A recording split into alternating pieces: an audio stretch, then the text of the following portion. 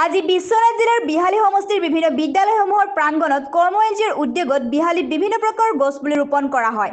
উক্ত বৃক্ষৰোপণ কাৰ্যসূচীত উপস্থিত থাকে কৰ্ম এনজিঅ'ৰ উপসভাপতি মাধৱ বনিয়া, সম্পাদক গণেশ শৰ্মাৰ লগতে এনজিঅ'টোৰ বিভিন্ন সদস্যসকল। বিহালীৰ এই কৰ্মা এনজিঅ'টোৱে বিভিন্ন প্ৰান্তত অনুষ্ঠান প্ৰতিষ্ঠানত তেওঁলোকে বৃক্ষৰোপণ কৰি আহিছে।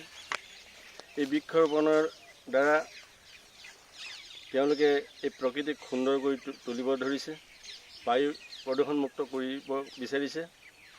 আজি আমাৰ বিদ্যালয়লৈ আহি তেখেতসকলে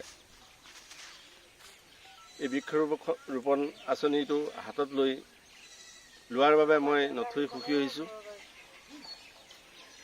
মই চৰকাৰকো এটা বিশেষভাৱে অনুৰোধ জনাওঁ, যিহেতুকে এনেধৰণৰ এনজিঅ'বিলাকক কিছু সকাহ দি উপকৃত কৰিব বুলি মই আশা কৰিলোঁ। ধন্যবাদ আৰু নমস্কাৰ।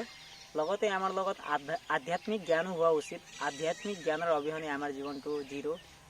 কিছু জ্ঞান আমি গ্ৰহণ কৰিব লাগিব। শ্ৰীমদ ভগৱত গীতাৰ জ্ঞান শুনিব লাগিব। শ্ৰীকৃষ্ণই যোন দিব্য জ্ঞান অৰ্জুনক দিছিলে, সেই জ্ঞান লৈ আমি আমাৰ কৰ্ম জীৱনত কৰ্ম কৰিব লাগিব।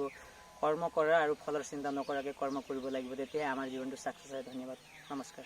বিশ্বনাথৰ পৰা পলাশ প্ৰেমৰ ৰিপৰ্ট, কামৰূপা নিউজ।